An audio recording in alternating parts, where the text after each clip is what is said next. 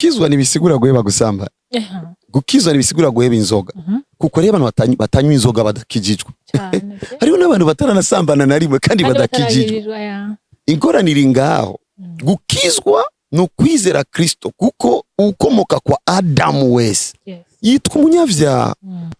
Ahubwo akira Yesu kizwe kuko nindi mwemu ije ikomeye kuruta mwemu yawe ya kera ije kugushoboza gukora ivyiza utawurukora kera. Ubwo rero n'urugendo personnel surugendo gwishira hamwe nituja muri eglise dukizwe. Eglise ni famille kugira ngo mpurireyo n'abandi dusangiye ukwizera dukomezanye mu vyo tuzi ariko nta shengero na rimwe izotanga gakiza. No ridufasha gukura.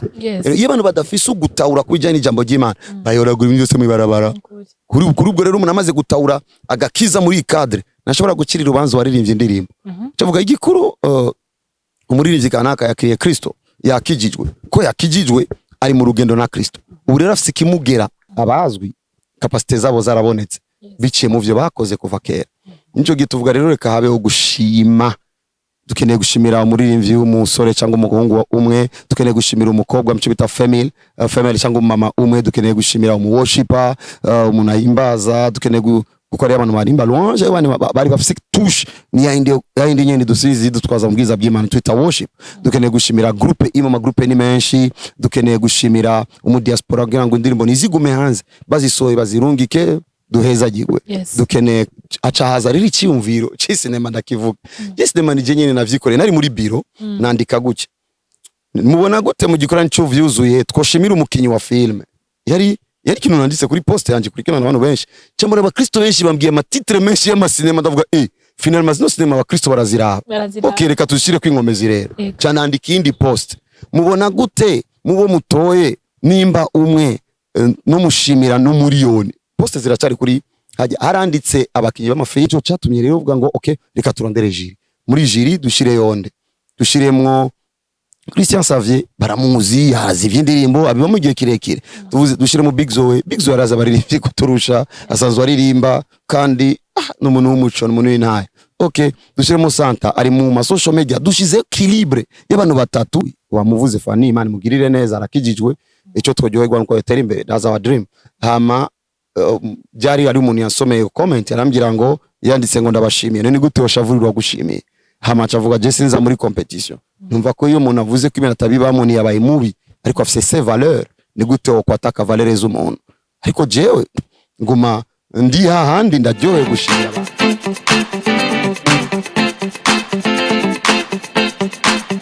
Yes wakunzi ba Shine TV reka ndabaye ikaze ngenda bashimire mwebwe mwese mukomeje kudukurikira wabe hano mu gihugu cyacu ciza c'u Burundi waba uri muri diaspora ndakubwira ngo big up son and don't give up. Yes igihe cyose ndiko ndakora ikiganiro kimwe mu byo nkunda kukubwira ni kudacika intege ni intambwe imwe ituma umuntu atera imbere agashika kwihangiro ry'ivyo yihaye kugera ko canke nibirenze ivyo yihaye. Bisaba gusa kugira ingufu ugasenga Imana ibisigaye bigenda neza cyane. Iyo ndigaha mu mubizi ko tugiye dukora ikiganiro kandi ikiganiro cy'uno munsi tugiriwe umugisha.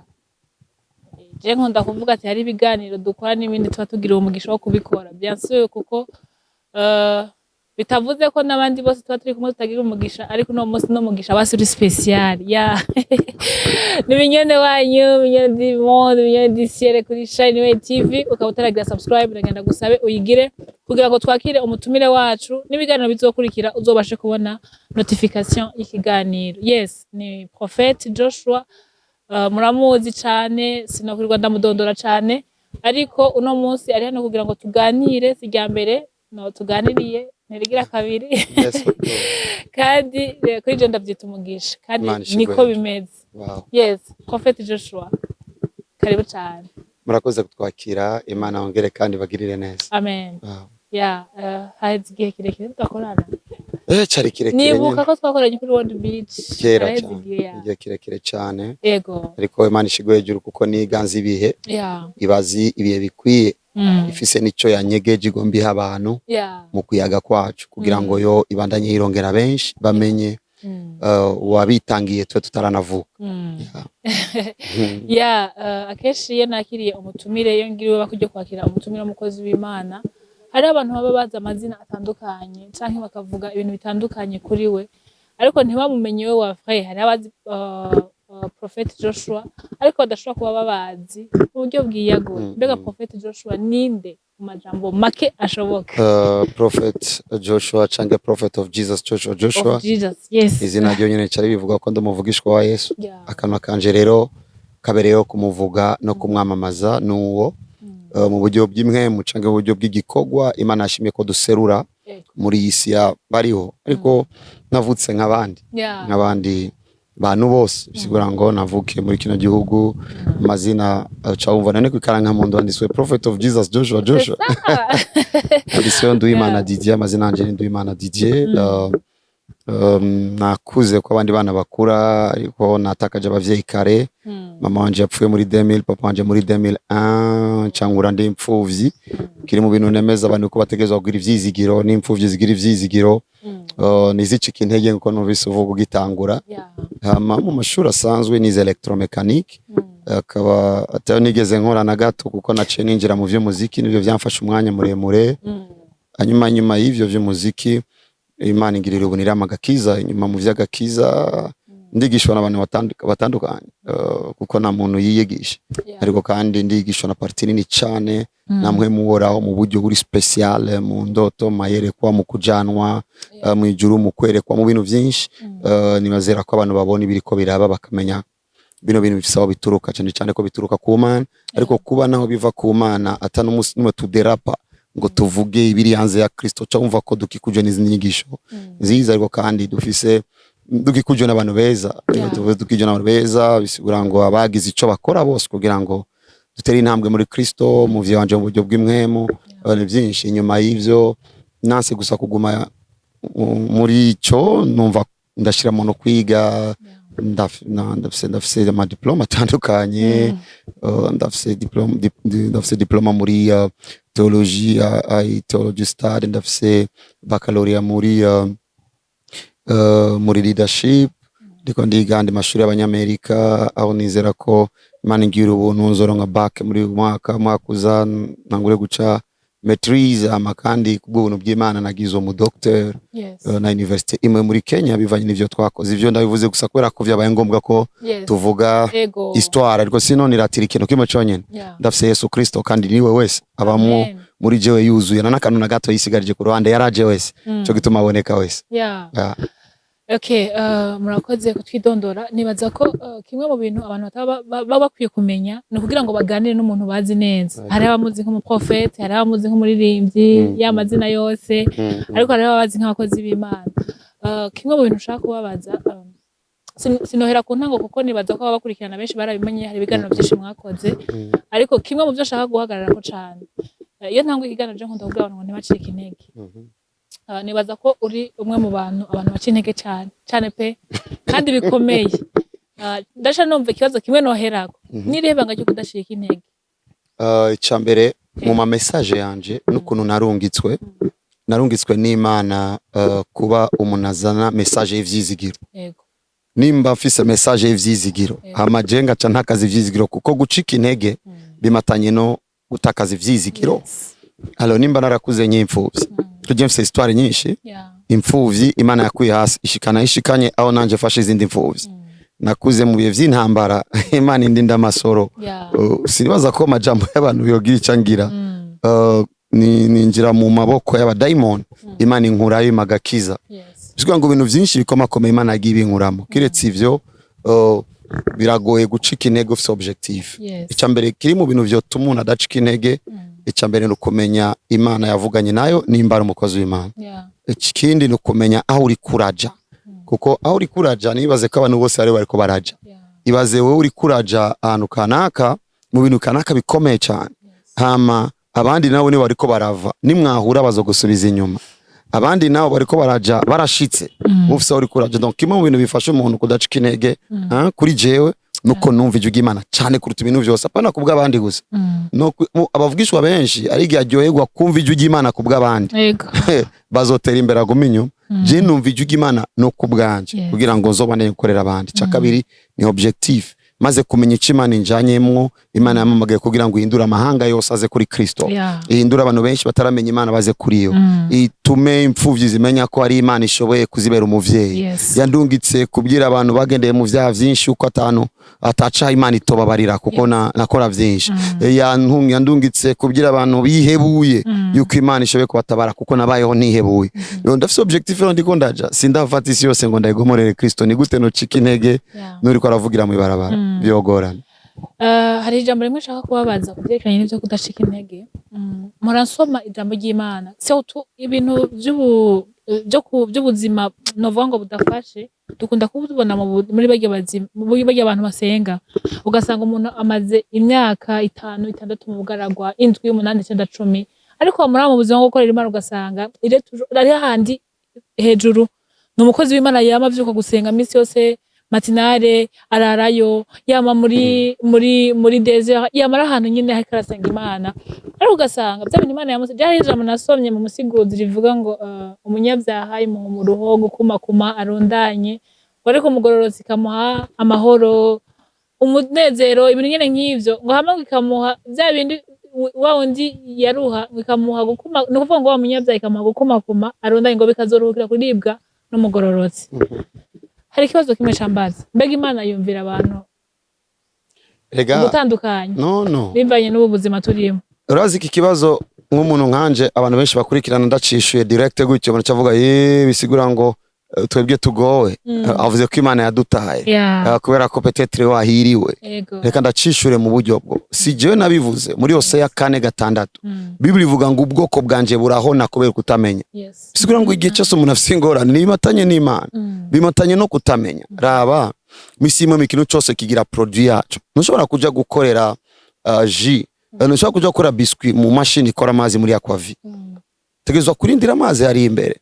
Nisi imwe mifise ico ikora. Imwemu yanje iyo iri muri prayer, imwemu yanje ikurubaka ubusabane n'Imana yanje.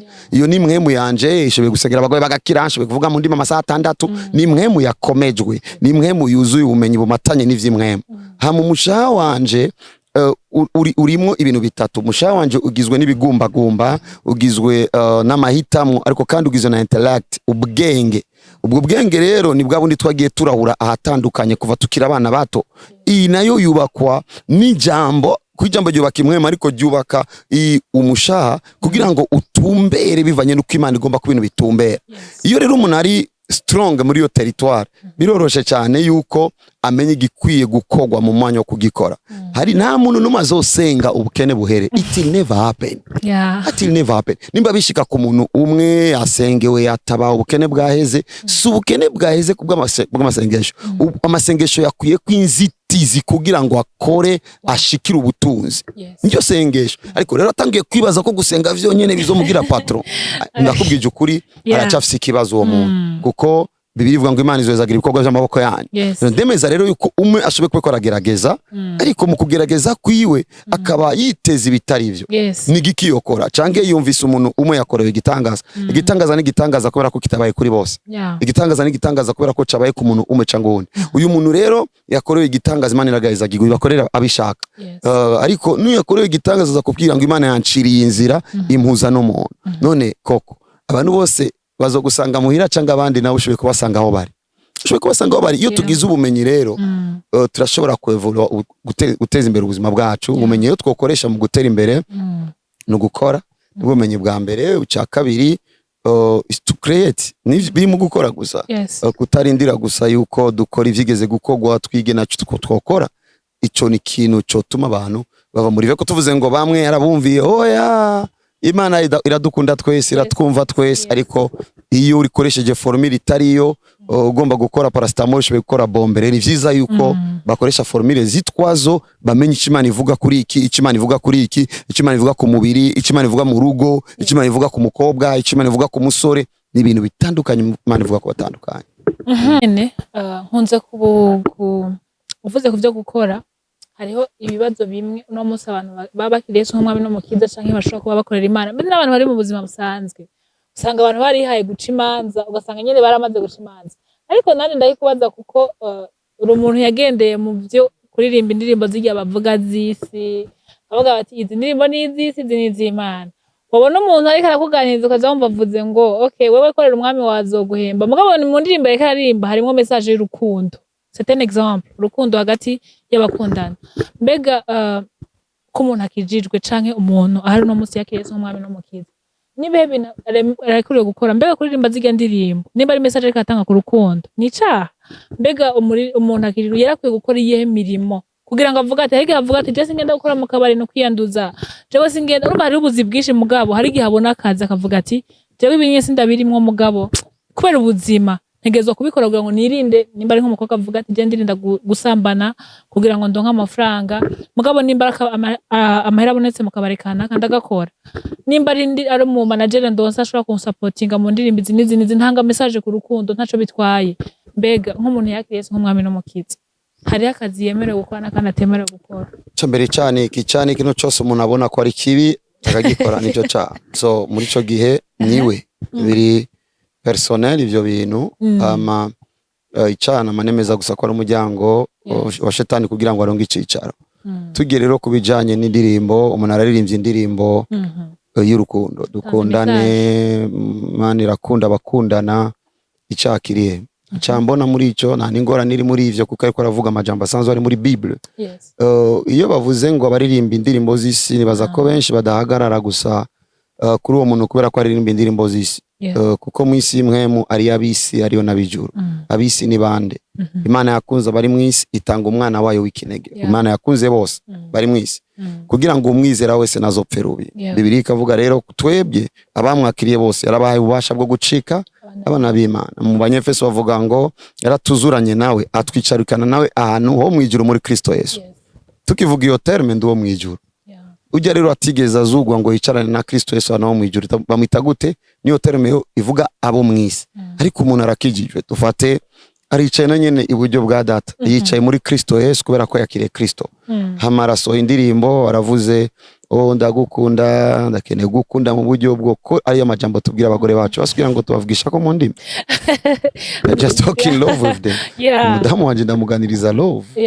Umwana wanje ndamubwira iki basi ndamubwira indimi buri munsi ndamubwira mwana wanje ndagukunda. Rero umuntu arivye indirimbo mwana wanje ndagukunda cyane mwana ndakeneye ko wiga neza mwana wanje icakiriye.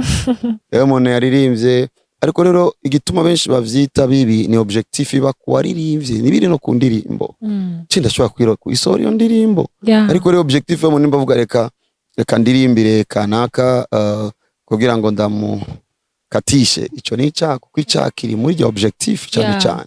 So sino gucira ubanza navyo nibitwe vyemerewe ariko kuvuga uwisi no kuvuga ijuru so kucira ubanza nimba umuntu abazi yuko yicaranye na Kristo Yesu mu ijuru turabo mu ijuru bisigura ngo donc nkaho hari umuntu ushobora kuraba ukavuga ati uyu muntu yike ka compose indirimbo ziwe message ni rukundo ukavuga ati uyu muririmbyi iyo ndiko ndamuraba hari indirimbo tuzaba Kidumu tuzizabe Big Fizzo zivuga ku rukundo vraiment wowe uravuga ati bijya c'est comme un message gajewe cyo nyotewe nujya muntu kurutana indirimbo ziwe je nyoteye umuntu uwari we wese kwizina ryo ryose yuko yomenya Kristo kuko ingorane iri muri Christianity Mambano bavuga ivya Yesu bavugira mu ibarabara gukizwa niki bisanzwe gukizwa nibisigura guheba gusamba gukizwa nibisigura guheba inzoga kuko reba abantu batanywa inzoga badakijijwe hariho n'abantu bataranasambana na rimwe kandi badakijijwe ingorane iri ngaho gukizwa no kwizera Kristo kuko ukomoka kwa Adamu wese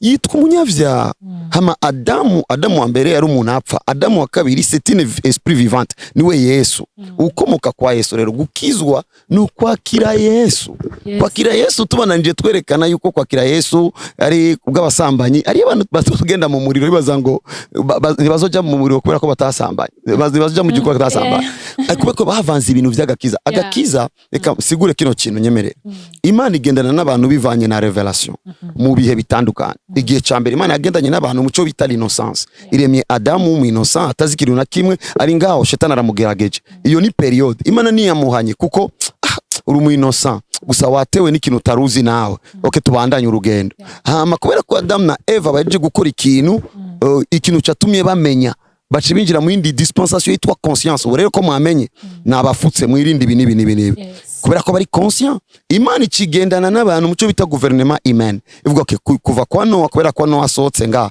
reka shire ko gouvernement humain abantu bajejwe abandi bantu. Iyo ni Imana. Muri yo nindi dispensation nindi periode. Imana ikigendana n'abandi bantu kandi mwindi periode mwishurirwa yitwa promesse kuri Abraham. Wewe ni jenda gusezeraniye. Abraham yasambanye na Hagari. Ariko Imana iracamwita umugororotsi wayo. Umugororotsi bwa Abraham ni bumatanye no gusambana na Hagari, bumatanye no kwizera ko twese turabagororotsi kubo kwizera. Imana rero igendana na Abraham muco bita promesse. Imana ikigendana na Musa n'Abisirayeli muco bita la loi, amabwirizwa. Ni dispensation. Muri ico gihe rero ukoze icyaha yaratanga impene, yaratanga intama n'inuma n'ibindi. Imana rero ubu igendana natwe muco bita dispensation grâce, ubuntu. Twe muri grace dispensation. Ariko abagomba kuyagura mu nyigisho zagutse tuvuga ko turi muri dispensation église. Uko muri église subuntu gusa bukora n'ubuntu, ni Messi, ni vyinshi. Cyo twita dispensation église, aho Yesu ashime kwiyerekana ubu rero muri yo dispensation uko Imana igomba gukorana n'abantu nta numwe imenya nk'uwayo kirese wakiriye Kristo Yesu. Uwo muntu rero yizeye Kristo Yesu abakijijwe niko gukizwa. Ibi rero guheba ubusambanyi guheba kabarego bavyita kwihana cange guhindukira. Naho rangendera muri ibi kubera uyu mugabo nakiriye. Reka ndabireke njane nawe nkuko abishaka. Rero ashoboye kuguma nigana anesha, ariko anesha ahiga kunezeza nde? Uwo mugabo Yesu yakiriye afise indi dispensation turindiriye igiye kuzoza vuba yitwa royaume, aho Yesu azoza kuva muri Apocalypse 19:20. Yesu azoza Jerusalem aganze nk'umwami. Ni izo rero Imana igenda n'abantu muri izo periode. Gukizwa nuko rero kwakira Yesu Kristo. Sugwebe ivya gwebe nico tuma abantu badakizwa. Nico tuma abantu banse Yesu. Kuko umuntu wese agenda kubwira umuntu ebi ivya ukizwe abihebe ishwiziye nkomezi. Ko twebwe twashoboye guheba ivyo twahevye kubera inkomezi zitwa Yesu twakiriye. Ahubwo akira Yesu ukizwe kuko nindi mwemu ije ikomeye kuruta mwemu yawe ya kera. Ije kugushoboza gukora ivyiza utawurukora kera. Ubwo rero n'urugendo personnel, surugendo gwishira hamwe. Nituja muri église dukizwe. Église ni famille kugira ngo mpurireyo n'abandi dusangiye ukwizera dukomezanye mu vyo tuzi. Ariko ntashengero na rimwe izotanga gakiza. No ridufasha gukura. Iyo abantu badafise ugutaura kujya n'ijambo ry'Imana bayoragura ibintu byose mu barabara. Kuri ubwo rero umuntu amaze gutaura agakiza muri cadre nashobora gukirira ubanza waririmbye indirimbo. Cyavuga igikuru umuririmbyi kanaka yakiriye Kristo yakijijwe. Ko yakijijwe ari mu rugendo na Kristo. Ubu rero afise kimugera kitari no hanze kiri ndani muri we. Ico kimugera nimba kikimugera ngo ayikore mureka ayikore kuko kizomugera neza mu rugezo rwo kumbwira iki sico. Ariko ico kimugera kandi ashobora kugisoma muri Bible kuko dufise igitabo akacavuga bino ndiko ndavuga umengo na hamwe Imana ivyemera ni gute no bandanya mvuga ivyo Imana itemera. Aca bireka so nico rero nagomba mvuge kubijana gakiza. Okay.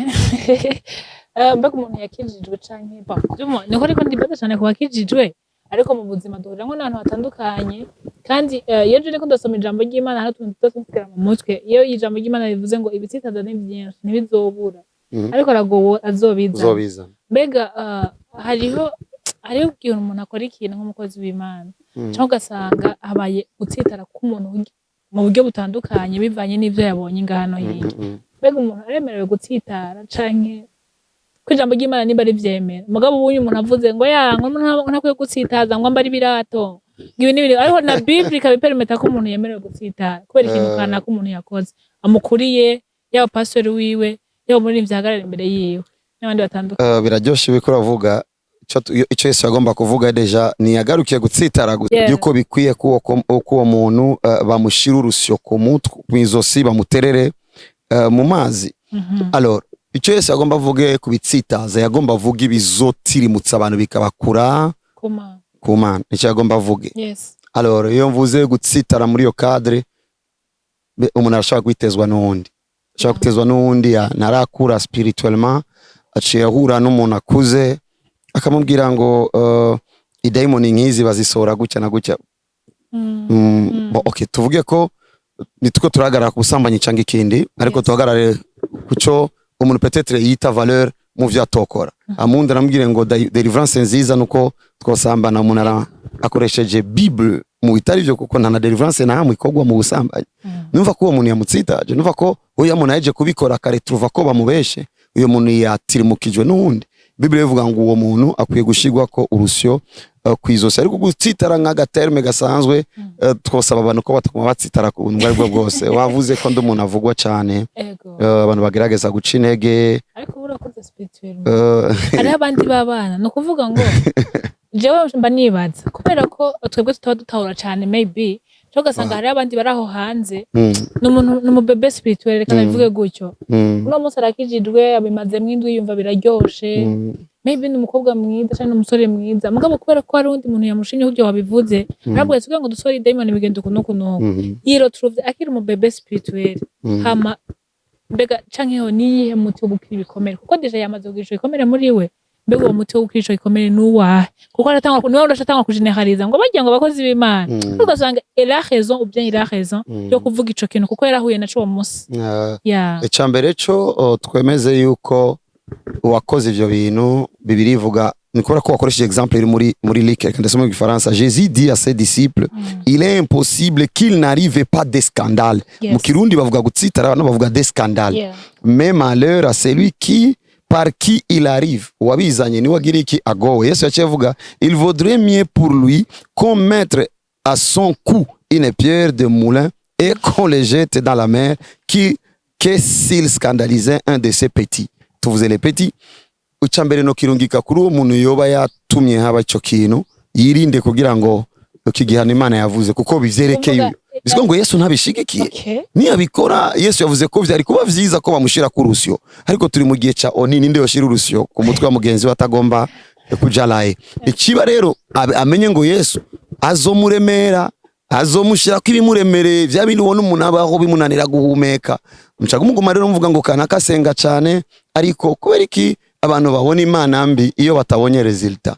ubwa mbere nakwishiye yuko ari ukutamenya ariko nimba ujya muntu afise skandale yakoze akaba muri uwo mwanya nahasenga afise urusyo kwizosi cyo gituma ubusenga kuye kwiyubara yirinde gukora ico kintu ariko nimba naho vyashitse yagikoze agatabura ko yakoze ikibi agafuka makihana ni gute tutoreka kuvuga ko Imana ibabarira tuvuge rero kuri ona akiri muto nico nsaba yuko abantu bogira ubumenyi mu jambo ry'Imana ariko birumvikana ko utaramenya ashoboye guhura na risk yari yo yose rero ingorane ngaho nitwo ko adressa gusa ko utaramenya yige amenye ariko yazi agacazana scandale agakoresha ikibi umwana w'Imana agatirimutse umwana w'Imana akamukura mu nzira ya Yesu uyo muntu deja yitegurira urusyo azoba ubuzima buremerewe kandi abaye maso azokwidoga ngo arasenga cyane nico abantu bategezwa kumenya kandi ejo bundi bishitse tukabona umuntu atari ko aratera imbere ngo tubishaka tuvyibaza ko iki twihuta ngo ko asenga ariko sha Imana naco yamukoreye nikora ko Imana yafise kivugira yo kubwira worengegwe kuvuga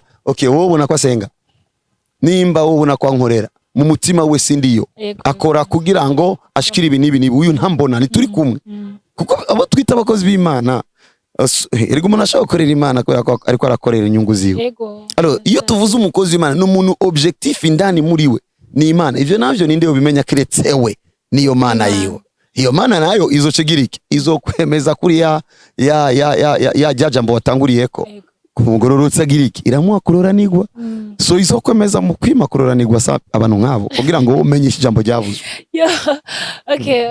kira nyene turi mu by'umubiri nibaza ko abakristo benshi batsitaye kandi kuvuga ko batsitaye kuko niyo terme mugano mvana ukoresha hafi na hafi ugasanga yedeze eglise zitangaza ko umukozi w'Imana canke umuntu yakiriye Yesu nk'umwami n'umukiza twebwe nitugwara twebwe nitugira ibi mu minsi heze twababonye mwaremvye kabisa mwagwaye amagwate y'abandi bamigo baratangaza ko umuntu atagwara umuntu mugabo urumva hari ama eglise musanzwe muzi canke abandi bavyakira uko nyene abakristo bakirako ntitugwara twebwe tugenda n'amagara meza bakaja bumva ko babonye mugwaye akavuga bati bagisana n'ibirwa bamvuga ko batagwara iki kintu cyo mu gisigura gutegura ngo nutabagitahura mbega n'imvugo yihe mu mushatse gukoresha kugira ngo umuntu wese abitahure Imana shigoye juru ko sanzwe nsengera abagwaye amen kandi mbo nsengera abagwaye harimo abakristo ariko Imana ishime kandi ko birivuga ngo ubasha bw'urupfu n'ubugingo buri ku rurimi none umuntu ashimye gukoresha ururimi rwiwe mu kwiyatura ko neza abipfe n'aba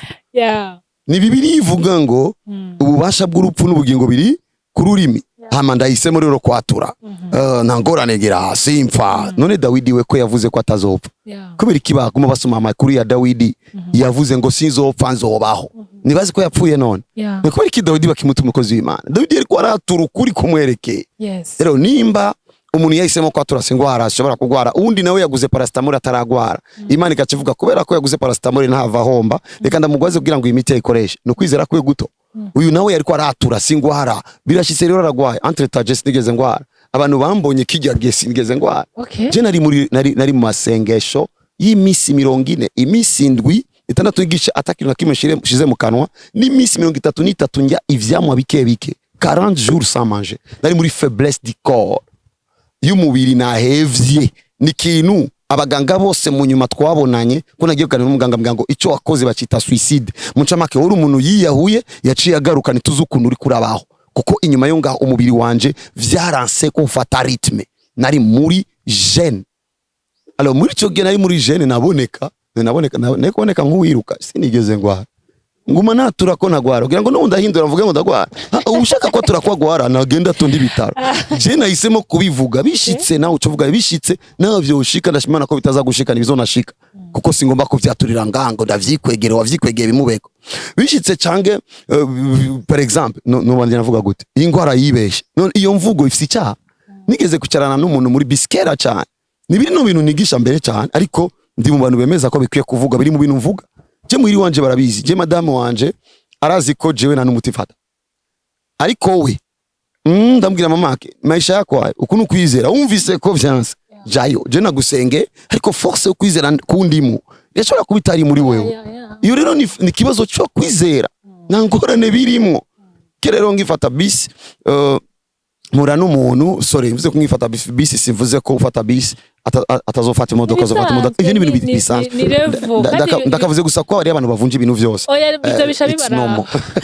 It's normal. Nubu no yifata. Kandi naca kirimo mfashe bisi nja muri ville. Ariko Imana ishigwe hejuru. N'amahoro. Iyo n'amahoro. Iyo cyo gende muri bisi nibuka ko naba mu Kibenga. Ariko mva muri ville. Camura n'umugabo. Umugabo yariko aravuga ivyo nyene kera. Ngurumva aba bakozi Imana bubu baraguye bavuga ko batagwara. Naciye ntwenga. Ni yaranza ariko sinari bwamenyekana uko. Ndambwira none ari ingorane y'umuntu avuze ko atagwara. Ngo ivyo nibibaho, none abantu nibagwara, none nimbugwara aca avuga ko agwara nawe ataragwara. Nimba kibivuga ataragwara, Imana ishigwe hejuru niyagwara azosigura igituma avuga ko atagwara. Niyakira azosigura ngo yamvugo yanje yankirije kuruta paracetamol. Ni question gusa yo kwizera. Nigiki abantu benshi ariko n'abantu bameze bamwe bafise inyungu tutazi ico bazishaka ko. Ni nkuko umuntu avuga mvuze ngo cakira imodoka kuri je na cana koze, kuko navuze ugira ngo baracakira bose nyene barashobora kwicakira. Kandi mvuze ndamavuze ijambo mu Cyongereza bita receive, narica muri receive ni Bible, receive your healing. Ariko muri cyo gihe ari abandi bacagomba kugira iryo jambo ricike Yesu. No ndazi iyo ni ibintu by'ubwana. Mu bisanzwe wo dukwiye kugira munini nizazo kugira ari nini ni Yesu. Izo nazo terme iki iyo ushobora kuba ku bantu bivanye naho wakuriye. Nk'ubu umuntu akijije uyu munsi, uhuye ariko arasenga yari mu irigara, ugasanga ariko arasenga. Ndakubwira ukuntu iyo senga neza umwana wo mu irigara. We nimba uvuga ngo Yesu shigwe hejuru, ari umujene azovuga gute? Ari umujene azovuga Yesu ni wa grave. Umukecuru acavuga abana baratakaye ngo Yesu ni wa grave. Ico batatawuranye ko numwe yaje agifise yo majambo. Ari umuntu avuye muri gara yinyora ganja so Yesu menito ambali kula chensi. None we umvise umuntu avuze Yesu kula chensi, wozo vyita gute yuko yaguye? None ugomba vuga iki? Niyo terme yoroshe kuvuga ivya hatari.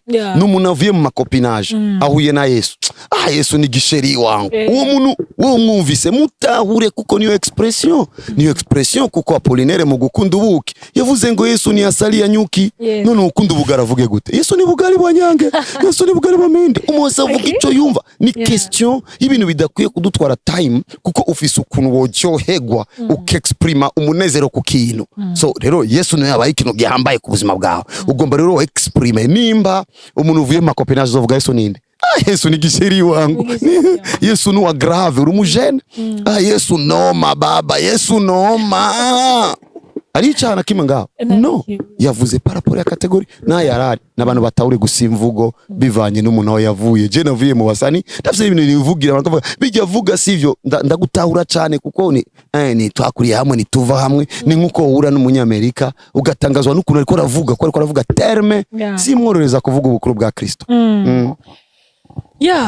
Je nashaka ko duhereza ku byanyuma bijanye n'igikorane ariko imbere ko twinjiramo hari ikintu kimwe je ufite yaba munyemera tukaganira kenshi y'abantu nozo ndababariza ibintu bitandukanye ufite ukwizera ko abaprofete ni nko gusaza ko batabita ni nko guhitamwo nko umuntu yovuga ati ndaborewe harimo no kuborerwa bigoye gutahura hari umuntu ashaka gufata zijya kankwanda ijuru mwavutse mugabo akaba ariko adafise kwa kwizera muri kubera ko Yesu yabigize kubera ko hari n'abandi babigize kubera ko profeti yavuze ko agira afate kankwanda ijuru reka ndamwigana mbega ico gihe abareka asenga nibaza ko biba byagenze hoho uwo muntu umuhanura iki kuko ari gukwizera kuko kutavugira ngaho hantu wowe kwa kugera cyambere yabafise inspiration itariyo ibi nigeze kuvyigisha umuntu muzima aravuze ngo ariko arakora amasengesho ya Musa uri Musa Karaktere zingahe zikwereka kuri Musa. Musa yagize 40 jours.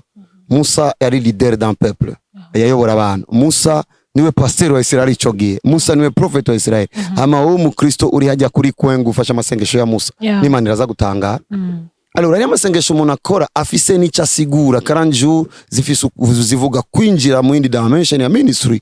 Yesu yagize 40 jours apana afise imyaka 12 kubera iki yahengereye agomba kwinjira mu ibango. Ku myaka 30 nuko ariko arategura iyo ministry y'igico agiye kwinjiramo undi nawe ngo arakoporoye Joshua none akoporoye Joshua havagira ingorane barasiko ari abantu benshi bapfuye masengesho benshi cyane ashobora kuba urimo umwinspira akavuga kumwinspira ni vyiza kumbaza akavuga ko sigaye nkora nk'ubu tuko turakora binakabaza none nokora 40 jours gute ari none mbwira kora gutya unywa amazi ufungura no ku mugoroba kora gutya ariko jewe ni kenshi ndabivuze ko arakona vyarenganye iyo ndi muri jeunesse ngunda kuvuga cyo gutuma mva ko benshi babonye ko nagwaye ko iyo ndi mu bintu sindabipiblia ko bibari je n'Imana ariko ni kenshi namari imisi indwi iyo misi indwi kenshi sinaboneka ariko ataconywa ataconja imisi indwi nibwa ko kenshi ku misi ya kane ya gatanu mba ndi extrêmement faible ikintu kinkomeza ni kimwe ndaja koga kugira ngo umubiri ni wume sino yo maze kwikora kenshi alors wanavuze ngo umuntu umuvugishwa biragoye ibi biri mu bintu tubwire abantu biragoye gutahura umuvugishwa n'ukuri je nibaza ko ikintu kuru nuko abantu borondera kumenya Yesu no kwizera Yesu hama batubonye ko ivyo batabona kari vya Yesu bavyihoze bafata ivya Yesu kuko nubundi niwe yabapfiriye ariko umuvugishwa nateguye none abanye nawe ndambye ukazorondera kuntahura je nanje ubwanje sinitawe niwe yabwiye abantu mu nyuma uyu mugabo umuteguriye imfungurwa nziza cyane ukatuvuga izi fungo nizo za hatari uzivuze cyane nazo fungura kuko James watari umwe mu mutwanjiro birangora ukuntu bumbwira ngo umukeke ni watari kugeza uvuga kuruta Yesu nawonja iyo ni uboni jewe ni valere zanje kuko mfise watari umwe so byarafashije no mu rugo bamenya ngo ugomba kwafungura umugabo muziti mfungurwa ni muzi pambe kuko afise wapamba none ndabigira inyigisho abakristo bose babikore oya bareke bikundira umukeke bafungura je ndi mu bantu iyo bigije ndabya mukurikire Bible ariho n'ibintu Imana ishira kumuvugishwa ico bita les interdits Imana ibwira ngo ntukore ikishwe kumubuza gukora ikintu apara kubera kari icaha kugira ngo imigishe discipline cyangwa ipime urugezo rwayo obedience yiwe none ugendanye n'uwo muntu ugasanga par exemple ntajya umukeke kacuvuga muri Bible ntibajya umukeke no uwo muntu n'umuntu yarasanzwe akunda umukeke Imana yamubwiye ntujya umukeke iteste dimension ya obedience nuko ejo yosubira kujya Imana imaze kubwira nabonye ukubaha kwawe genda uhekenye iyo mikeke so ibintu vy'imwemu kenshi niko abantu babivugira inyuma cyo gutuma bavuze ngo ni vyiza ko abantu boronga akajyo hakabibazo nyibi bakabaza en profondeur mbega iki kubera kugikora gutya mbega iki kubera kugikora gutya batagomba batabitahuye naho Imana ishigwe hejuru kwibatahuza kuko ibikorwa dukoreshwa n'Imana turabizi ko biriho wino turabibona dufise naye kugezaho n'izindi twanga kuzishira ko twavuga abantu baracari mu rugezo ruto nitwoshira ko bino bintu biri hejuru y'imitwe y'abantu reka tubashire ko intayi zingana n'ivyo botahura sino intayi zirateye ubwo no kuwa kabiri umuntu yaramugurutse kuwa kabiri ni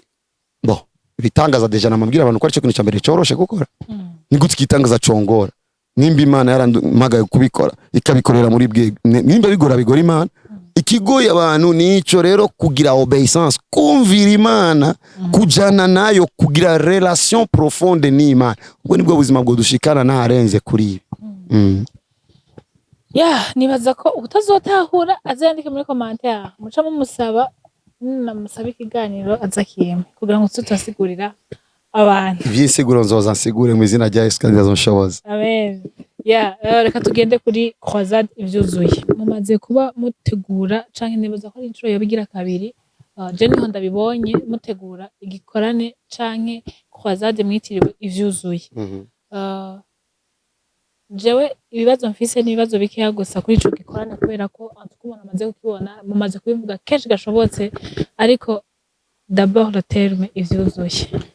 Terme ivyuzuye namanibuka aho vyaje biva. Yari umumama yarafise umwana muri Canada, yajeje amashuri yaje gukora bamurukanye ku kazi cyangwa akazi kaheze, yategezwa gutaha iwabo bivanye n'amategeko ya Canada. Ico gihe aca nsaba ko ndamusengera.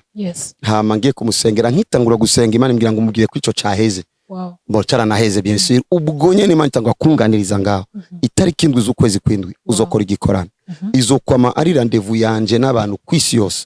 Buri mwaka kizora kiba. Zokoramwo ibirenze uko wibaza, nereka basanzwe basenga yuko ndi Imana igikora, nereka badasenga uko bakwiye guhungira muri byo. Ifise vyinshi cyane Imana bivuzeko. Hama icambere deja nagihawe ico gicapo nagihawe vers 2015. Hama 2016 ni cabaye twakoze ibindi bikorwa by'ibikorane. Ama 2017 haba icambere rero cabaye le 7/7/2017. Bo kuri je numva ko cotangura no mu mwaka ariyo 7 mu nyuma, kuko indwi yonyene isanzwe ari gitigiri cyuzuye. Indwi ni gitigiri cyuzuye muri Bible. Hama bimaze kubuko ico gicapo kirabandanya rero kuva uwo mwaka 2018 ni cabaye igikorane, kuko habaye ikindi gikorane mu bundi buryo. Nico gihe nagize mariage le 7/7/2018. 2019 yarabaye, 2020 kiraba, 2021 kiraba muri zone diplomatique, 2022, 2023, 2024, 2025. 2024 niyo catangiye kuba kuri stade. Kubera iki? Uko imyaka igenda niko citabirwa n'abantu benshi. Kandi wibuke ko ni rendezvous y'Imana n'abantu kwisi. Alors yatangurira mu quartier, urero kitangiye kuba national, birazwi ko kizwe mu gihugu cyose ubu, kandi kizwe no mu mipaka. Abantu barava Tanzania, Congo, abantu baraza no mu mahanga. Ariko uko iminsi igenda abantu bazotangazwa no kubona ko aeroport iri busy mu mpera z'ukwa gatandatu. Bazomenya ivyo ndiko ndavuga, kuko Imana yo nizo ushice yambwiye, kandi ivyo tubona biratwemeza. Rero nico gicapo ivyuzuye bisura kuzura, twizera ko Imana ikitwuzuriza. Kandi ikindi niyo munsi ntangura umwaka w'ibikogwa. Karibu. Ndashari kuvyuzuye iba irimo ibintu vyinshi. Ubu mwaka twabonye mwashizemo ibintu bitandukanye. Bimwe na bamwe twabonye bandika ku ma platforms bavuga ibi bintu mumbabarire. Fanny Vini yavyanditse aravuga ngo mwamusizemwo ngo atari ngo ntaja muri competition. Mbega ivyuzuye ni competition? Mbega ivyuzuye ni migwi ngahe compete kugira ngo bavuge? Kubera ko nabonye mu vyo yanditse Fanny Vini yavuze ko atigera aja muri competition y'ibintu nk'ivyo, asaba abashimira bamusizemwo, yongera asaba ngo bamukuremo. D'abord mwavyakiriye gute? Mbega kube ari abantu baja ngo batari informe muri ico gihe? Ndashima Imana cyane. Deja ivyuzuye objectif yawo nini no kuvuga Yesu Kristo gusa. Hama nyuma y'ivyo Yesu avuzwe nuko abamaze gukizwa baryohererwa Yesu bakiri. Ni objectif. Abatara tubarondera buri munsi kugira ngo tubazane, kuko natwe twatanguye ubuzima tumuronse. Iyo ni objectif izo kwamaho. Ariko noneho ni munsi w'Imana n'abantu kwisi. None ni je nyene mvuga Imana. Oya, abantu bavuga Imana ni benshi. Nari kwifuza ko abapastori bose tuvugira ubutumwa icari kuri uwo munsi. N'ubwinshi n'ubwiza bw'abapastori mu Burundi twabivamo. Tworaraje. Turavuga okay, reka rero twinjize mu bandi. Niyo twatangiye kwinjiza amakipe y'imipira y'amaguru bakine amakuru uwo munsi. Nabo nyene baronka ivyuzuye. Hama hacaza rero icyumviro cyuko abaririmbyi bo bamwe. Icyumviro cy'abaririmbyi gihe cyanyijiyemo kugira ngo nterine gabaririmbyi na umuririmbyi. Amagenda afise indoto kubona indirimbo za gospel ziduga kuruta uko izo muri Nigeria zarazaduze. Ivyo bizoba muri iyo ndoto rero umuntu wese agira ukuntu avuga ngo indoto ndayifise ariko ntiguma ahantu. Gende umuntu yarose gerageza gushira mu ngiro ivyo narose n'inzira vyo shikako. Ngo reka tutera intege kwanza abaririmba. Inzira ya mbere je nafashe yari iyo yuko indirimbo zozunguruka ku ma WhatsApp, kuko WhatsApp ni nyinshi maboko z'abantu. Izo ndirimbo zishitse bahimbaza bakora mu bwiza by'Imana. Cyo gituma competition ya mbere canke igikorwa ca mbere ciswe competition n'abantu biyandikishije hama bakaca batangura kugira iki gutogwa n'abantu ku ma WhatsApp. Twese turabizi yuko ico gihe ndakunda ijambo ya Eden Banga yari iri hit irapasa ico gihe natanze 700,000 na guitar ndashima Imana kunshoboza gukora ico gikorwa. Imana nitanga n'ijana ni menshi iyo avuye ku mutima umuntu abikunze. Hama mu mwaka weze tuvuga dukore kwa kundi nyene. Muri uwo mwaka tubikoze kwa kundi nyene. Urumva objectif yanje ma group abantu bamenyere gusohora indirimbo basunika abantu bazimenye no mu WhatsApp. Kuri jewe ndazi ico nagize ko Reisite ama ni Yannick aratwara moto biramenyekana turaryoherwa. Uyu mwaka rero bigira ikindi igicapo cy'umwaka tuvuga reka tuve mu competition tugende mu gushima kuko competition iroroshe. Competition nogira gute? Competition no hamagara abashaka gukompeta nk'aba telefonalo ariyo competition woza muga kompeta hama kaca bicara imbere tukaraba uwa mbere ariyo gitara ariyo n'ingoma. Ubu rero na competition ndigo ndakora na niyo nifuza gukora ku basanzwe bazwi n'umusi nzokora competition zo ikorera bashasha bakiriko baraduga kuko abazwi capacité zabo zarabonetse biciye mu byo bakoze kuva kera. Nico gituvuga rero reka habeho gushima. Dukeneye gushimira umuririmbyi w'umusore cyangwa umuhungu umwe, dukeneye gushimira umukobwa mu cyo bita family cyangwa mama umwe, dukeneye gushimira worshipper umuntu ahimbaza, dukeneye gukora abantu barimba louange abantu bari bafise touche ni yindi nyene dusizi dutwaza mu bwiza by'Imana twita worship. Dukeneye gushimira groupe imwe groupe ni menshi, dukeneye gushimira diaspora kugira ngo indirimbo nizigume hanze bazisohoye bazirungike duhezagirwe. Dukeneye acahaza riri cyumviro cy'sinema ndakivuga. Sinema ni nyene navyikoreye nari muri biro nandika guke.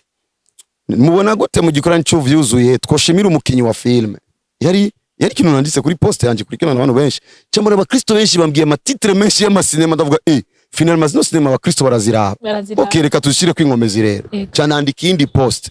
Mubona gute mubo mutoye nimba umwe no mushimira no miliyoni poste ziracari kuri haranditse abakinyi b'amafilme haranditse n'abadakina filme ndavuga finalement ko bene vyume ngo bari interesse n'ibintu jiri y'ivy'indirimbo mushireko n'abisinema kubera king navuze jiri je nari kuvuga kanaka bari kuvuga ngo neretswe uza kuba mbere ico naco nico fasha ukiri muto cyangwa utararirimba cavuga je Imana ni yambonye kuko mukwerekwa koko dushoboye gusanga tuvumbuye n'umuntu atarasora n'indirimbo gasanga Imana imemerera ari muri kwa tutazahari. Ivyo navyo nivyo teri intege abasanzwe bakora kuko ntibaririmba bafata CD baziterere mu ijuru ngo Mana bawurumviriza baziririmba barungika ngo natwe duhimbaza Imana hamwe nabo. So nimba rero duhimbaza Imana hamwe n'abandi ni vyiza ko natwe twaprecia abo badukoreye ivyo vyiza bigatuma duhimbaza Imana mu buryo bwiza. Nico cyatumye rero uvuga ngo okay reka turondere jiri muri jiri dushire yonde dushiremwo Christian Xavier baramuzi hazi ivy'indirimbo abiba mu gihe kirekire tuvuze dushire mu Big Zoe araza baririmbye kuturusha asanzwe aririmba kandi n'umuntu w'umuco n'umuntu w'intaye.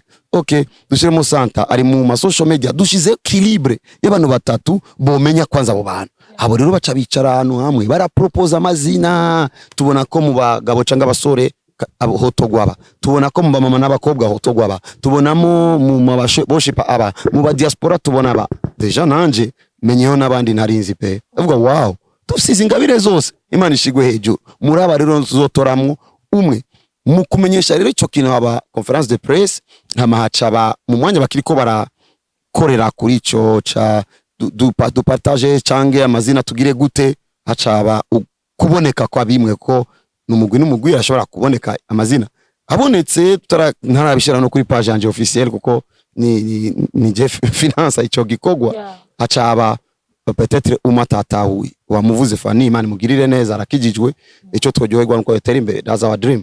Hama jari ari umuntu yansomeye comment arambira ngo yanditse ngo ndabashimiye none gute washavurirwa gushimiye hama acavuga je sinza muri competition numva ko iyo umuntu avuze ko ibintu tabibamo ni yabaye mubi ariko afise ses valeurs ni gute okwataka valeurs z'umuntu ariko jewe nguma ndi hahandi ndaryoheye gushimira abantu ni nkuko mu mwaka uheze nzokongera ko ngavuga tushimire abantu bama media bashoboye gutanga ibiganiro vyafashije abantu benshi mu vy'Imana zo misemo kandi zoishiramo mu mwaka uza muri ico gihe shine we senga cyane muri ico gihe ishoboye kwandika batandukanye hama akavuga nkura muri ivyo bintu vy'igiporote ntangorane kuko avuyemo abishije uri nyuma aronga amahigwa kurikira canke kugira ngo jiri itore muri bake bashoboka ko ukwiyumviriye kwese abagukunda je nibaza ko urukundo rero ndiko ndagaragaza mu abo bantu bakora ibikorwa vyiza ngo rukwiye gushigikirwa na bene vyo nico numva ariko kandi ndazi ico ngomba gushikako nuko Kristo yamamara yeah mbega ko mwe musuriza igikorwa mugabo mukaba mwatoye juri wavuze uko biri kose ni wavyorganije ODB mugabo tukabona muri juri harimo abantu batatu hariyo Christian Xavier n'umuntu tuzi kuva kera twese turamuzi Big Zoe Dome Sata Dome twese turabazi mugabo hariyo abashaka bavuga bati none ko ushobora gusanga aba bantu begeranye cyane kuko bose bari muri entertainment bose n'abaririmbyi bon Big Zoe n'abaririmbyi Sata sanzwe supportinga cyane ibikorwa surtout gospel indirimbo z'impimbaza-Mana Christian Xavier n'umujournaliste mbega ntimwibajije ko mwatoye jiri ntoya kugira ngo ico kintu gishobora kuba byenorganize kuko niyo umwe wose ari ahantu ari fort abo bose ko ari batatu asanzwe bose bafise force zidasa kuko numva nta muntu numwe muri entertainment like ari cyane muri entertainment mwazanye gute Christian Xavier irimo oya Christian Xavier ari ni wo kwiradiyo okay deja kwiradiyo ni indirimbo za mbere zica izo nka simbizi okay simbizi hariho barandri promote hariho abantu nyene tuzi hariho ba Juste Gaël hariho abantu nyene baba influencer tuzi baozi bajya abantu nyene uvuga ati uko biri kose ko mwahisemo gushiramwo imikinyo y'umupira abakinyi ba film kandi tukaba tuzi abantu ntibari fort cyane muri ivyo bintu bya film usanga umwe wose ari fort gospel irimwo Big Zoe Santa n'umujournaliste supportinga gospel arazizi yes Christian Xavier n'umuntu umujournaliste wa kera mugabo ari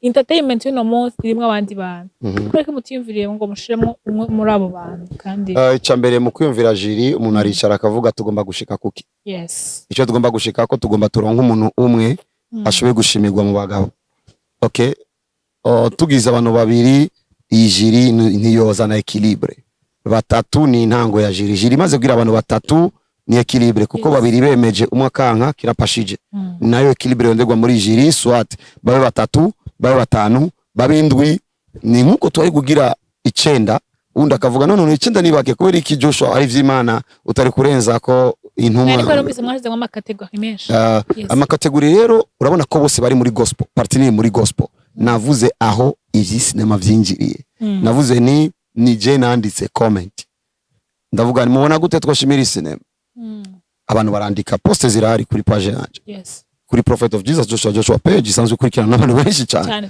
mbona abantu benshi baranditse ndavuga no iki rero ko mbonye abantu bari interesse bakeneye gushimirwa umwe nisi nubikora je nyene candagia iyo jiri ihari ufati ni sikinu cari mu bintu niyumviriye mu kwezi kwa mbere kuko ivyi ndirimbo bimaze 10 ans bimaze inicuri ya gatatu biriko birafata ufata abantu bari kubitahura rero cyane so iki rero cisema cabaye gishasha alors nka jewe nandike nari nibereye muri biro nanditse nabonye commentaire zirenga 180 ibintu biri serie nanditse ikindi avuga no kugira ngo simave ntwaga umwanya wo gusoma Bible kandi akaba ari yo jiri iri kwirakora ivyo bintu na mpamvu yo gukora indi jiri mu citorarike nico okay dusanzwe tuza bakina film kadu tugendere ko jiri irabijako no komeza yuko hajya ama liste na yabonye mu bandi ni nkuko uzohabwa gashimwe nashimye kwikuramo jewe najwi ryanje ririmo mu gutanga gashimwe uwo jiri izozana niwe nzo wagashimwe jiri nawe yarambwiye ko ivyo izorabirako yarabivuze yavuze ko icambere izorabira kuri jiri yambwiye ko icambere izorabirako izoraba ku muntu afise indirimbo album iyo ni point imwe bagira indi point ya kabiri bazorabira ku muntu indirimbo yiwe influencer ari indirimbo ishize mu gikorane twese twaririmba iyo indi point ya kabiri sinzi ya gatatu bavuze ivyo ni vya jiri muri umwanya tugirire confiance jiri ariko nubu ndemeza yuko igikuru nuko ikintu cyavutse ni nk'umwana yavutse ukacuvuga ko bari ataje afisa amenyo ari giye amenyo amerera mu nzira ni uko ivya mbere bitari bimeze gutya ibi kabimeze gutya twe twizera yuko ahubwo abantu boryoherwa bakagumbira kino ciza caje na cyane ko ata company nimwe yatanze financement na kinyobwa na kimwe ndiko ndamenyekanisha sindiko menyekanisha na Joshua kuko igikorane gisanzwe cyuzuramo abantu benshi hama nigiye uzuye abantu benshi na n'umusi numwe mpiblia Joshua menyekanisha Kristo Yesu ko bikorwa akora kuri Joshua rero kuba biko birakora muri cadre ahubwo boryoherwa izi ndoto zishike ko indoto nini mfise ni kubona umunsi umwe muri wa gospel umwaka urarangiye hari imodoka umwe yatahanye. Naco catumye haba ico bita umupopira rero ni wohonye n'abantu bazotora muri abo bantu bose iyo nombre yose abantu rero bemerewe kwandika kuri nimero kanaka tuzobashirirako uyu uwo bazotora twebwe tuzomwita popular mu social media yatowe n'abantu. Iyo abantu batahure ico bita award. Urabona je nashobora kuri ivyuzuye umuntu ashobora kuba uwa mbere mu yindi nayo ugasanga ujya abaye uwa mbere ntihabaye n'uwa nyuma kuko kritere ntizisa kandi ushima ashima bivanye n'amakriteri yashizeko ahubwo abashimigwa bovuga Imana ishigwe hejuru ku kibanza c'abatwumva badufasha tugahimbazanya n'ab'Imana batangiye kubona ko ibikorwa dukora bikwiye kuba valorize bakemera gushira mu buryo kuko narababwiye ko uzotora trophée wese atazotora musi yo miliyoni kuba nuko imigwi ingana kuriya no kwiheba no kwitanga ariko je mu mutima mbazi ngo kubera ivuga butumwa Imana yatanze Yesu ni giki nanje ntotanga kugira ngo ubutumwa bwiza bwaguke ndafise ikinsunika nico conyene hama igituma mvuze ngo nazo bari musi ya miliyoni kubera ko nk'ubu tuko turakora ibi ashobora kubundi mu Kristo cyangwa ubundi muntu akavuga Joshua bijye bintu kurakora biri serious nanje ngomba participe shigikire ico mugashaka gushigikira iki nagomba ntanga miliyoni 7 okay je nari gutanga miliyoni rero ongereza ko umumwe ko bazotwara kugira ngo batwara yakwiye kuko nabikoze ku bwabo je gikorane kiba gisanzwe kizwi yuko arakajyo kanje ko gushigikira nakajyo kabana banje mu buryo bw'imwemo gukorera Imana mu buryo bwacu tukora ikintu kinini kagaragaza Kristo. Yes dusozera nike gicapo mufise cy'uyu mwaka ndibaza ko mwamaze kuronka ko ari umuntu avuga ati maze kubona kenshi biba mu bikorane hari abantu bazi bakaza ko baza gusubira inyuma bakize muko biri kose bikorane hari kidakira abantu bose ntibakire ugasanga yaje yiteze ko aza kumuguruka ntamuguruke nimba yagenda no bumuga yiteze ko aza guhumuka ntahumuke bega ico gikorane umuntu acitege gutacakire gute imbere yuko aza imbere yuko iyo roseti zigera kugira ngo bahurire ari kuri tanka canke kuri stade abarabyishiramwo gute nimba ari ubugwaye no musa avuga ati jewe niteze kuzokirira muri kijye gikorane abarabyitegurira gute kugira ngo inyuma y'igikorane cyambere cyose ntumiye bagwaye gusa navuze ko objectif y'igikorane icyambere dukeneye ko abakizwa bagira umwanya wo kunezererwa Imana yabo babona ivyo ikora ni vyiza ko boja tugira louange cya kabiri ahari abantu barenga 10,000 birazi ko abantu baza barenga 10,000 bikorane nkora n'ibihumbi byinshi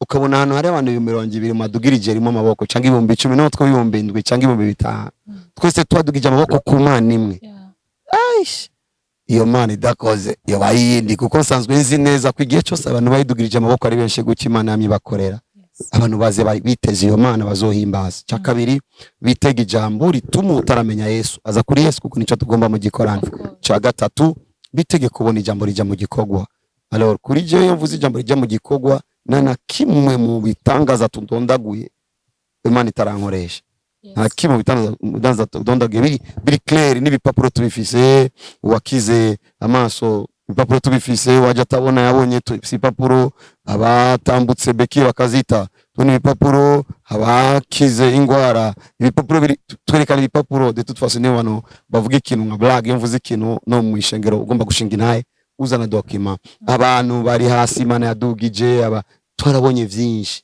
alors baze bitega iyo Mana ishoboye gukora ivyo vyinshi ama ndemeza cyane ko hano havuzwe ijambo aherekezwa n'ibikorwa vy'ijambo igicapo nico Kristo azokwamamara abantu bazokizwa abantu bazokira hama ababirivye bazoshimigwa hama imbere gikorane na mani yugarana imisi indwi iyo misi indwi ngenda itariki 30 mu gatandatu mwijoro nasohoka ku munsi w'igikorane iyo misi kora ko Imana batayimetriza mbangiye kubana nayo kugira ngo ndabwire ndi disponible kuri ikintu cyose gishoboye gukoreka uburundi n'isi yose bamenye kuri Imana wenyene kuri ikintu cyose ushoboye gukorera umuntu kanaka yihebuye kugira ngo amenye kuriho ndi disponible no mbangiye ngiye kugira ico bita disponibilité hamica kabiri mbangiye kumva cyane ico Imana igomba kumbwira kubijanye n'ibiza kuba kwisi sazo ndumuvugishwa kumviriza Imana niyo nibwo buzima bwanje kugira ngo simvuge nk'umuntu ahurudutse ama kindi ni ubwo buzima bw'usabana Imana icime gicapo cy'ibindi bikorwa bindindire sino mwitege Imana ijana kwijana muzobona Imana ivyo Imana ishoboye byose muvyitege. Turangiza hari ikintu kimwe numva ntogenda ntabarije abantu kubera ko ivyo Imana umengo twamaze kubifata à la légère tubigira ibintu bisanzwe kandi nibindi on doit compéter kugira ngo tugere kure harakenewe compétence harakenewe ko nimba je nkeneye gutera imbere ntegerezwa gukora cyane kugira ngo ntere imbere. Abakozi b'Imana hari igihe duha tubabona umengo bari muri competition, ikintu bita competition. Mbega competition iremera ku mukozi w'Imana? Je turangiza kuko iki kintu nibaza ko dushobora kuba tugitahura mu buryo ubu na buriya, mugabo hari uwundi ashobora kuvuga ati none wayi badakompeta kandi no muri bakompeta kugira ngo bagere kure. Umwana ashaka kuba uwa mbere sinzi ko mwumvise ikibazo navyumvise. Ni kubera ko nyene competition ifise sense zitandukanye. Rero competition mbi ntikwiye kuba mu bakozi b'Imana, ariko competition twokwita competition sinibaza ko twita cyane competition ahubwo gutegwa intege. Ukiraho nyene hari umuntu ashavuga ati okay asigaye ategura ibikorane bikaja nk'abantu 200 okay atamoje l'année prochaine nojyoherwa nanje kukijamo kuko ndi mu bantu baba batume muri ico gikorane. Ico si kibi nimba yogira gutyo. Isi yo vyita competition ariko je novuga ngo inspiration. Ni ngombwa rero bita inspiration kuko nimba nakoze igikorane kazamo abantu benshi undi akifuza kugikora ndi inspiration yiwe. So mucama ke ntangorane. Problemi hari niyo competition ni ntanduta ivyo asigaye avuga sivyo, ubwo n'ubupagani. Kuko ubwo n'ubupagani budakwiye kuba mu ngoro y'Imana. Par exemple navuze ikintu kugira ngo wemeze abandi ko je atacomaze ukacugenda kwerekana ukacugenda nanje gufuga nabi ivyo nakoze. Iyo rero ni inzigo, si competition. Niyo probleme rero y'abantu. Sino inspiration nanje namba inspire kenshi n'abandi bantu ngano mu gihugu rero bashobora kunyinspira. Umuntu akora ikintu akavuga wow this is so powerful. Ni gute je nagiye kuvugana na Mutama Bishop Rutayisire. Nagiye kuvugana na Mutama Bishop Rutayisire sanzwe mfise vision y'Imana yambwiye cyitwa famille de 12. Abandi bita maselire abantu 12 bakoranira mu isite. Hama ndabona kumengo yo bomberje imeze neza cyane. Ni giki nari gukora ciza kiretse kwekera Mutama. Nace ngegera muzee Bishop turicarana kuva saa 3 kugeza saa 9 kumwe na madame. Tuhezagirwa tuganira muri ico gihe nangorane. I was touched by ikintu ciza cange mfise cyo ngomba gukora n'undi muntu agomba gukora igikorane nawe uvyumvira mu ibarabara kavuga ko ngomba gukora igikorane narabonye Prophet of Jesus abikora bigapasa akacaza tukicarana kambaza. Iyo uwo n'umunezero muri Christianity. Ariko undi agiye bijya mwabonye sivyo muze jewe araza kumaramara kuko Imana yanye niramugwanya. Cyo tuma abantu bose bagerageje ivyo Imana bashize hasi kuko Imana igomba ko tuba magiriranire. Nico cyonye sino courage kubagerageza competition bazokwiboma, ariko kubagerageza gutera intege no gutegwa intege n'ivyo dukora baragatera imbere kuko wojyoherwa ubonye abaje inyuma yawe biciye ku byo wakoze bakora neza kurusha uko bafise badugiye kuruta aho watanguriye muri video. Yes Prophet nibaza ko naba DJ sinabajije bikwiye abumva bashaka ko hari ibindi bintu azobasigura. Byandike muri comment yatwemerera cyane cyane ko uyu mwaka azogaruka. Batwemereye nzose kuvuga Yesu bisavye gusimba nzosimba, bisavye kuzana imodoka nzana imodoka, bisavye indege nzoyifatana nzose. Amen. Dewe ndakwiteze cyane. Yareka tugushimire cyane. Wakoze cyane kwita ubutumire bwacu. Wakoze cyane.